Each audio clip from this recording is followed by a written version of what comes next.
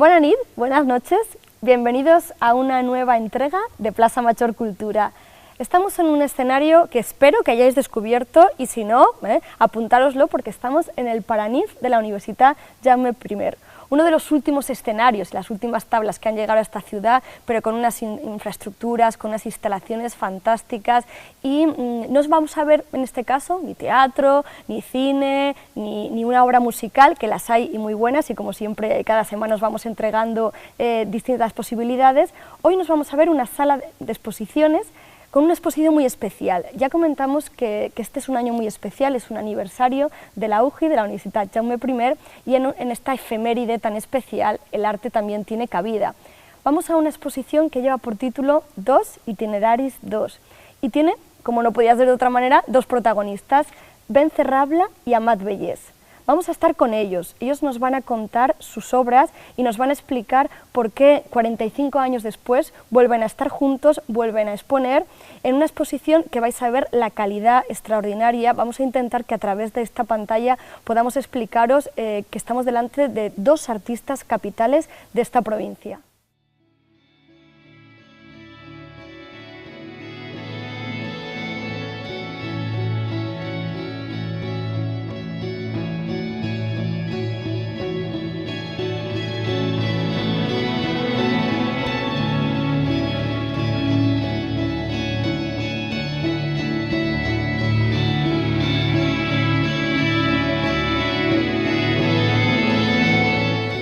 Vamos a empezar con el primero de los protagonistas, con Ben Cerrabla. Vamos a conversar con él y que sea él el que nos cuente cuál es el sentido de estas obras y por qué. Aunque la primera pregunta tendría que ser obligada. ¿Por qué este compañero de viajes? ¿Qué te une con Amat Bellés? Bueno, pues la verdad es que con Amat he tenido siempre una relación de amistad desde hace muchos años, más de los 45 años que aquí nos separa de la primera exposición.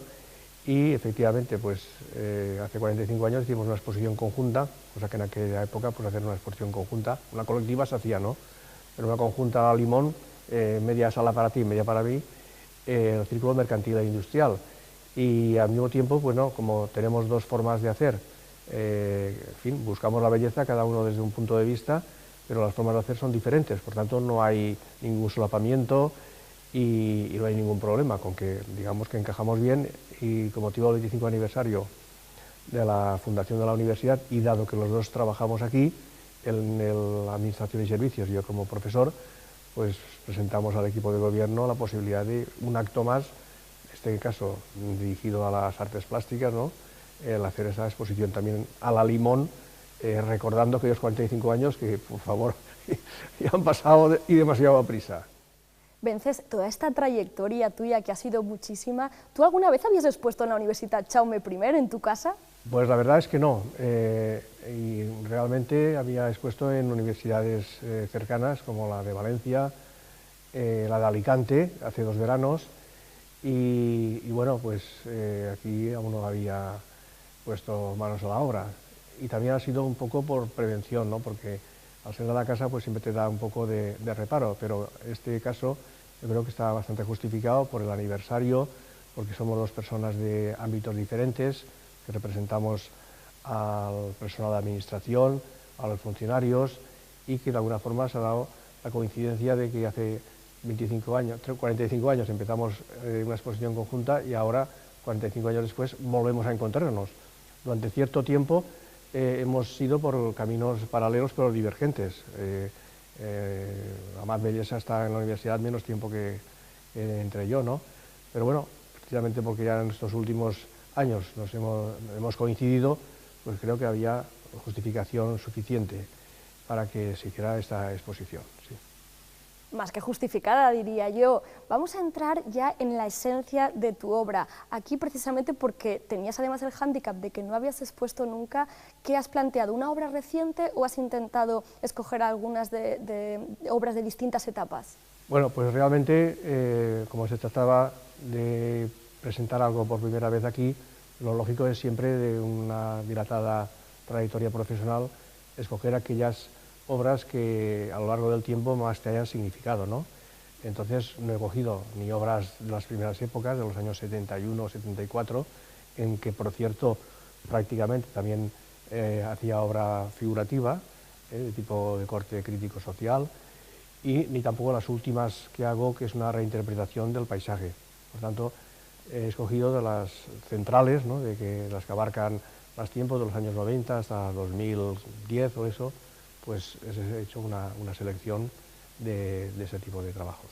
Durante la inauguración, Amat Bellés planteó una dualidad muy interesante entre vosotros, porque aunque a priori cada uno trabaja en lenguajes muy distintos, pero él comentó que cuando uno se acerca muy de cerca a la pintura de Bencerrambla, encuentra ese detallismo, ese muy cuidado, ¿no?, composición de colores, combinaciones. ¿Estás de acuerdo con esa interpretación? Bueno, pues sí, totalmente, estoy de acuerdo, porque realmente la pintura es una forma de representar la realidad o los sentimientos, o expresarse a través de los sentimientos plásticamente.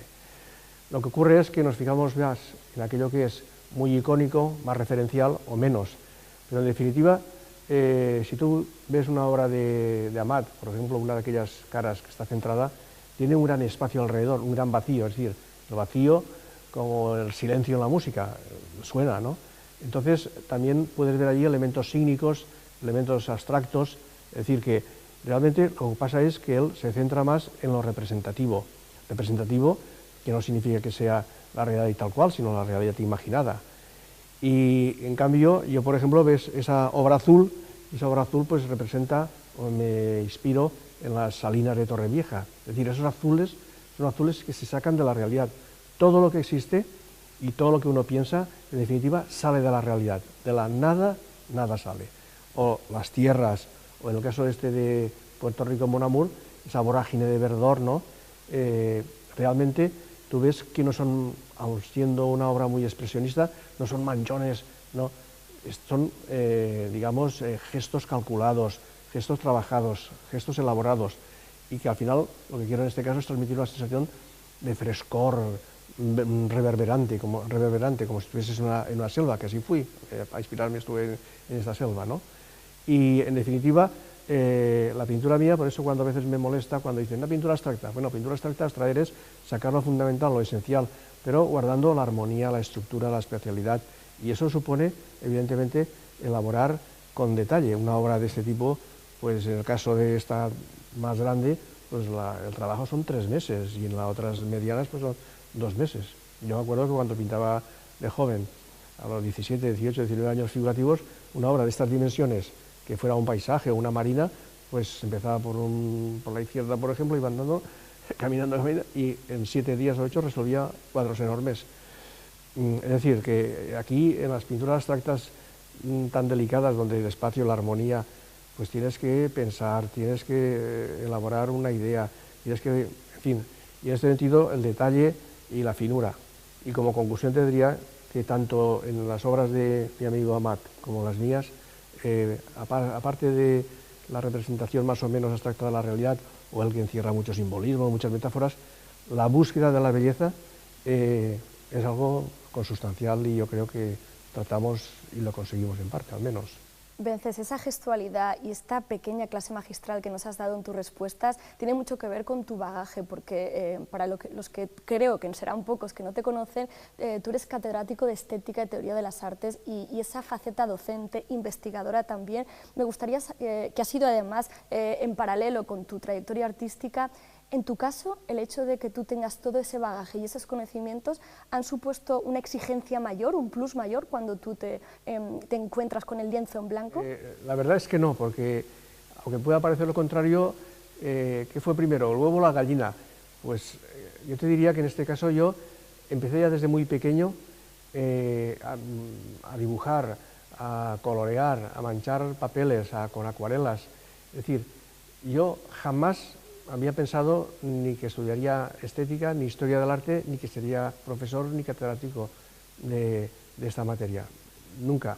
Más aún, te diré que posiblemente empecé a intentar desarrollar, cuando acabé la carrera de filosofía pura, pero, pues la lógica matemática. Estuve a punto de empezar a hacer una tesis doctoral con lógica matemática y con cosas que no tenían mucho que ver. Aunque siempre tiene todo que ver, ¿no? Porque también ahí los espacios y las mediciones y todo eso tiene que ver con la matemática. La matemática es también armonía y con la música. Si miras tú, ¿Qué es el arte más abstracto de todos? La música. Cuando oyes un concierto, un minueto, una música de cámara, una pieza... ¿La música qué es? Se significa a sí misma. A unos espectadores les producirá pues, congoja o alegría, o tal, pero es abstracta, ¿no? Entonces la obra de arte lo que tiene que hacer es un material que tú trabajas, que ofreces, pero al final es el público, el espectador, el que acaba la obra de arte. Si no hubiera espectadores, no pintaríamos, al menos en mi caso. Es decir, yo pintar para mí, eso que dicen, fulano de tal pinta para él, eso es una tontería, ¿no? Uno pinta para exhibirse, la misma palabra de exhibición, exposición, es decir, uno quiere compartir y hacer llegar a los demás, pues en este caso, estas composiciones o este trabajo tuyo. Igual que el músico cuando desarrolla sus composiciones para que lo escuchen. Y en este sentido lo que ocurre es que, claro, después derivé desde el punto de vista profesional en esta otra faceta, y claro, pues los conocimientos influyen, pero que no son cosas diferentes, igual que en la parte fotográfica mía, yo hago fotografía súper realista, no fotografía abstracta, aunque también he intentado hacer mis pinitos, ¿no? Pero la fotografía surrealista, con elementos que a veces construyo, hago maquetas para construir espacios raros, ¿no? Es decir, son cosas diferentes, porque yo veo que la vida es tan corta y hay tantas cosas que hacer, que realmente centrarse en una cosa, pero claro, hay una coherencia, y es que todo está en el mundo de la belleza plástica, es decir, la fotografía, la imagen, el vídeo, la pintura, hasta tal punto te voy a decir que yo siempre digo que el arte del siglo XX, y aún estamos en el siglo XX, ¿no? Aunque estemos en 2015, el arte del siglo XX es el cine, donde el cine se confluyen, cambia el tiempo, el espacio, se anticipan acciones con el flashback, se retroceden, es decir, el cine es un arte que resume, como decían los teóricos de la Bauhaus, la obra de arte total, es decir, conseguir un arte donde música, imagen, sonido, plástica se funden en una cosa que además tiene una temporalidad, un tiempo, va hacia adelante, va hacia atrás. Pues bien, yo creo que la imagen, por eso ya al final ya hemos de hablar de imagen, sea la imagen representativa, sea la imagen figurativa, sea la imagen más abstracta, la cuestión al final lo conceptuaríamos como el desarrollo del mundo de la imagen, ¿no? Bueno, pues sí es verdad que el espectador acaba la obra. Para mí la obra, cuando veo la obra de Benyarrambla, pienso en inteligencia. No sé si será porque los que hemos sido alumnos de este magnífico profesor y magnífico artista tenemos una admiración tan profunda por él y por todos sus conocimientos, pero yo veo inteligencia. A ver si ustedes, como espectadores desde su casa, encuentran otros matices.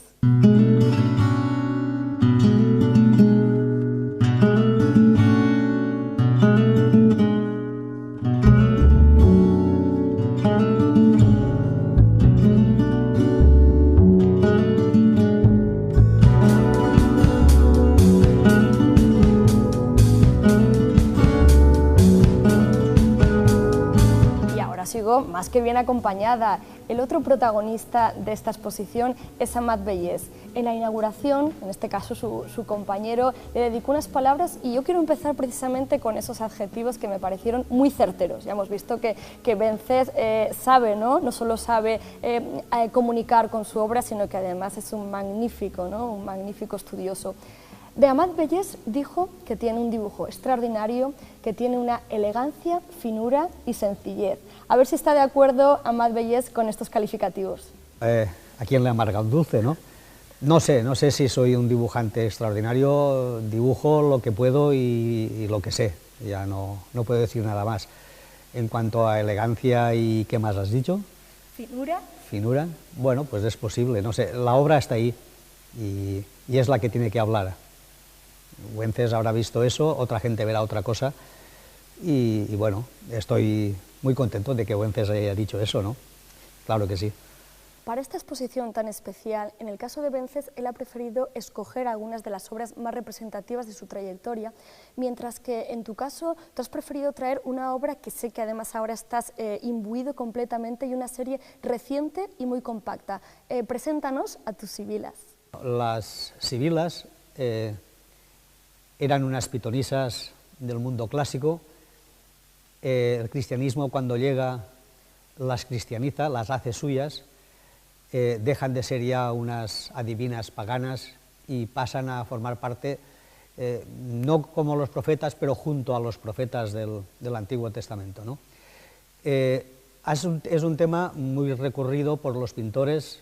Miguel Ángel las pintó en la Capilla Sixtina y un sinfín de pintores y de artesanos las esculpieron y las pintaron en coros y en iglesias, en bóvedas de iglesias, incluso en el suelo. La Catedral de Siena, ahí están las 12 sibilas preciosas en el pavimento de la catedral. Era un tema que yo quería retomar. Siempre he intentado pintar las sibilas desde que en la Catedral de Mallorca vi el locán de la sibila, el canto de la sibila, que siempre por Navidad lo hacían, ahora solamente en Mallorca, pero lo hacían en Castellón incluso, se cantaba el cant de la sibila, y era un tema que me subyugaba y quería hacerlo. Bueno, ha sido ahora no, empecé en el 2011, hice la primera y las voy haciendo poco a poco. Últimamente sí que he hecho 4 o 5, ya tengo 7, me faltan 5 y espero terminar pronto, no sé cuándo, porque tiene mucho trabajo y estoy haciendo otras cosas además. Estos personajes femeninos siempre han comportado una iconografía, es decir, unos atributos. En tu caso, ¿has sido fiel a la historiografía y les has atribuido a cada una ese atributo o no? ¿Has intentado ahí aportar tu imaginación y lo que es Amat Bellés?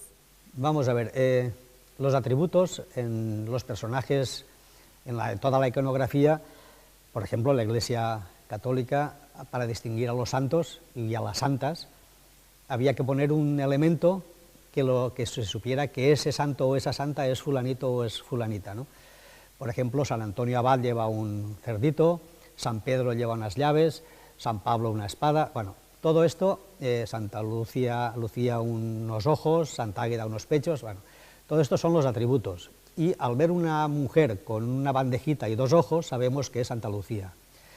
Con las sibilas pasa lo mismo, hay 12 sibilas, y había que distinguirlas. No sabemos quién era cada una, no sabemos la cara que tenían, es más, no sabemos si existieron siquiera. Entonces, han añadido un atributo a cada sibila para saber cuál es. En algunos casos yo he seguido, en casi todos he seguido el atributo que en el Renacimiento y en el Barroco les han atribuido.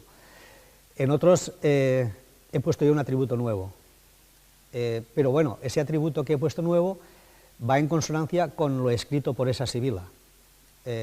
Hemos de decir que si las sibilas, el cristianismo las hizo suyas, es porque se supone que dijeron algo referente a Cristo o al cristianismo en general. Entonces, se supone que hay unos escritos hechos por ellas o por otra persona, y en esos escritos ellas hablan. Entonces, en algún caso de mis sibilas he puesto un atributo que no se ponía en el Renacimiento, pero que ella sí que habla. Por ejemplo, en la sibila donde aparece una esfera del universo con el sol, ese atributo lo he puesto yo, no aparece en el Renacimiento ni en el Barroco, porque ella nombra que nacerá un niño que será como el sol y dominará el mundo y tal, y entonces la Iglesia dice, ese niño es Jesús y tal. Bueno, entonces he puesto la esfera con el sol. Quiero decir que he seguido, por ejemplo, la corona de espinas, es la corona de espinas, la mano, en Tiburtina es una mano, pero en esta concretamente no, ese atributo es propiedad mía, vaya, por decirlo así. Amat, los que conocemos tu pintura y tu trayectoria sabemos que ese bagaje humanístico está ahí, pero que tú siempre quieres traerlo a la actualidad y contemporalizarlo, igual que cuando estuvimos acompañándote en el Museo de Bellas Arts y nos presentaste ese magnífico trabajo del segundo milenio. Sé que estas sibilas vienen ahora en este siglo XXI para contarnos algo que nos tiene que importar. Dinos detrás de esta serie cuál ha sido la intención que has tenido por tu parte y por qué estas sibilas vienen ahora. Vienen ahora porque vienen ahora. Ya te he dicho antes que hace mucho tiempo que yo quería tomar la serie de las sibilas, quería hacer una serie sobre las sibilas. A mí me ha interesado siempre el mundo de la mujer. Vamos a ver, quiero explicarlo. La humanidad ha ido evolucionando desde la prehistoria, o desde que el hombre empezó a ser hombre, hasta ahora. Todos los descubrimientos que se están haciendo en arqueología están llevando a la conclusión que la mujer era la que regía el clan, regía la tribu, regía los pueblos, regía la nación, entre comillas, no había naciones, pero bueno. Ella era la que dirigía todo. Era un mundo, vamos a decir, que era el paraíso terrenal, ese que perdimos. A veces piensas que nos expulsaron del paraíso. Nos expulsaron del paraíso, pienso yo, cuando el hombre toma las riendas y relega a la mujer a un segundo plano, incluso la anula totalmente. Pienso que ahí perdimos el paraíso terrenal. La mujer lo regía todo, la mujer era la que daba la vida, la mujer y la madre tierra eran lo mismo, prácticamente. Y ese tema a mí siempre me ha entusiasmado y pienso que si las mujeres volvieran a regir el mundo, todo cambiaría. O sea que va a ser que no, de momento. Entonces las sibilas, me interesó el tema porque además de ser mujeres, que el cristianismo las adopta cuando el cristianismo es patriarcal y tampoco quiere a la mujer para nada, la relega y la anula y la entierra, como ahora en Santiago de Compostela, esas pobrecitas indias en un convento. Quiero decir que si la Iglesia las coge, es por algo. Entonces siempre me entusiasmó esto y dije, bueno, voy a estudiar las sibilas y voy a ver quiénes eran. Eran las antiguas mujeres que regían el mundo antes de llegada del mundo clásico y de los romanos. Las sibilas eran como si fueran las sacerdotisas de aquel tiempo arcaico que se mantuvieron en la época de Grecia clásica y de Roma.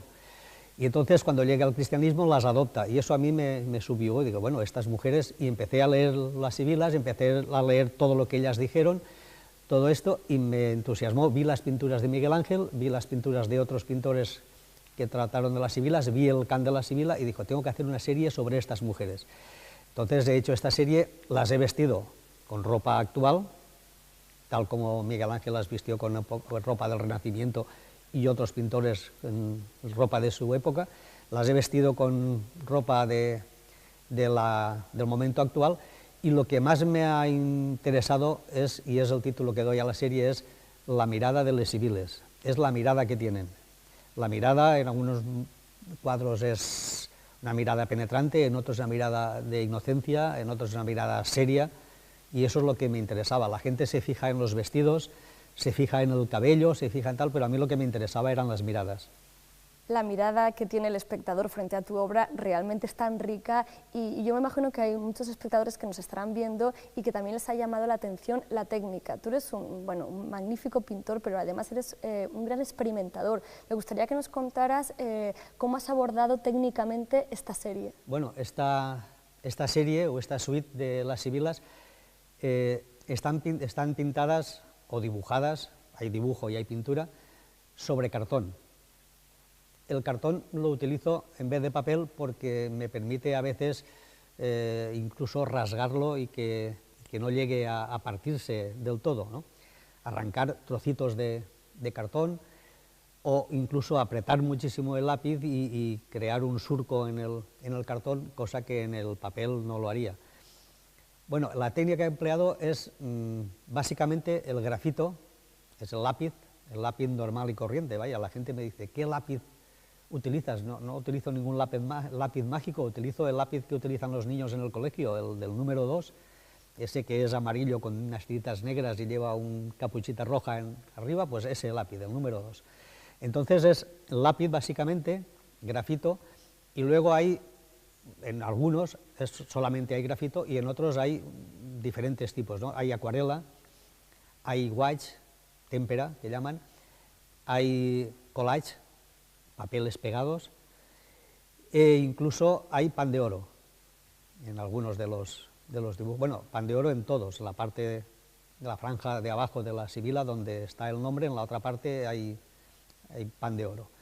Bueno, esto me gusta porque consigues, bueno, también hay lo que es la sibila, ella y el atributo están hechos en realismo, una figuración máxima que yo pueda, vaya, hay gente que lo superaría, por supuesto. Y el fondo, o alrededor de la sibila, en algunos, hay acuarela, hay gouache, y eso está tratado de forma abstracta, no es ya un realismo, sino es abstracto. Yo he hecho mucha pintura abstracta también, y además me gusta combinar la figuración y el abstracto en la misma obra. ¿Por qué? Pues porque a mí me ayuda a realzar lo que quiero decir. A veces, en este caso concreto, si una sibila anuncia, por ejemplo, la que lleva, el espóntica que lleva una cruz, porque dicen que anunció la muerte de Cristo, tal, anuncia una cosa terrible, yo detrás pongo elementos abstractos que refuerzan lo terrible, el caos. Mi pintura no es como la de Wenceslao, aunque pueda parecerlo a veces, por ejemplo, en la pintura gestual de Vences, ese verde de ahí. No, mis gestos son de otra forma. Sus gestos son gestos, parecen gestos, pero no son gestos. Está todo hecho muy minuciosamente y muy pensado. En mi caso no, en mi caso en la pintura abstracta, y yo dejo que la mano vaya suelta y que haga eso, un gesto, y que suelte la pintura, la pincelada y todo esto. Luego lo retoco si es que en la primera vez no ha salido lo que yo quiero que salga, ¿no? Pero es gestual y me refuerza el dibujo, siempre.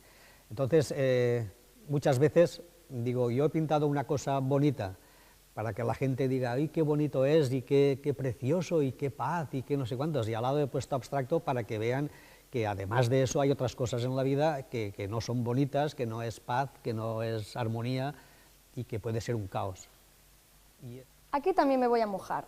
He dicho que Wenceslao a mí me sugiere inteligencia, y en el caso de Amat Bellès me sugiere perspicacia, porque sí es verdad que la elegancia y el dibujo primero te atrapa cuando uno conoce la obra de Amat y sabe ese trasfondo, tiene algo que por dentro te vibra, ¿no? Por dentro te hace pensar. Así que para mí el adjetivo que le vamos a dejar a Amat y a su magnífica serie de sibilas es perspicacia.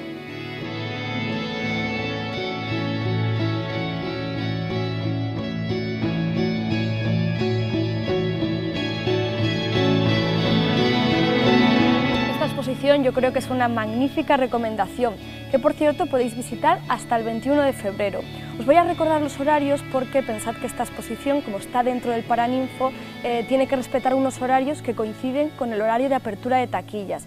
Así que tenéis los martes de 11 a 1 y de 4 a 6. Y después, siempre que haya espectáculo, los días de espectáculo, normalmente pues una hora antes o media hora antes, en función de la tipología del espectáculo, podéis venir y visitar esta exposición y de paso venir a este escenario fantástico del Paranif y poder disfrutar de esta magnífica programación que nos ofrece la Universitat Jaume I. Vamos a aprovechar los últimos minutos del programa y os voy a contar una de las cosas que han ocurrido este fin de semana y que nos ha parecido más interesante. Fijaros, para un artista es muy especial el dejar una obra en su lugar de acogida, en su lugar de origen. Juan Manuel Monreal Roures es un pintor que, aunque nacido en Castellón, desciende de Alcalá de Chiver, y yo creo que ha cumplido un auténtico sueño, que es el de dejar una obra, además una obra monumental y colosal, en su localidad, en este caso en la Parroquial, que es una iglesia fantástica, un bien de interés cultural, con una obra muy especial que os hemos traído imágenes para que podáis verlo. Aquí tenéis esta magnífica obra. Representa una ascensión de Jesucristo, es decir, ya Jesucristo muerto con los estigmas, que asciende resucitado a los cielos frente a la mirada perpleja de sus 12 apóstoles que están en la franja inferior. Este cuadro tiene unas medidas de 7 metros de alto por 3,5 y luce ya en el altar de la capilla del Santo Sepulcro. esta obra magnífica. Se ha bendecido este domingo por parte del obispo de Tortosa con la ayuda de Mosén Carlos, que es el párroco de esta iglesia, y ha sido posible gracias, como siempre, al conjunto, ¿no?, de toda una población. Fijaros, el 20% de la obra se ha costeado gracias a la Cofradía del Santo Sepulcro, pero el 80% ha sido gracias a donaciones, personas anónimas que han querido que esta obra esté en esta localidad, que representa mucho más. Esta parroquia de verdad que es un lugar magnífico que desde aquí os recomendamos. Y por cierto, también estáis pudiendo ver imágenes de una exposición que tiene lugar en la Casa de la Cultura con la obra de Monreal Roures, donde podéis ver ese tipo de trabajo. Son muchas las personas que estuvieron allí, muchas las personas que hicieron posible que este día fuera muy especial, pero a mí me gustaría nombrar sobre todo a Rigo, que ha sido una persona clave en la ejecución y en todo el desarrollo de esta obra, la cofradía, los figurantes y todas esas personas que estuvieron allí apoyando y arropando a Monreal Roures, y desde aquí, desde Televisión de Castellón, queremos también sumarnos a esa felicitación y darle la enhorabuena por tener esta ya ascensión de Jesucristo en Alcalá de Chiver. Vamos a dejaros con la agenda cultural y la semana que viene seguiremos descubriendo y redescubriendo la cultura en Castelló.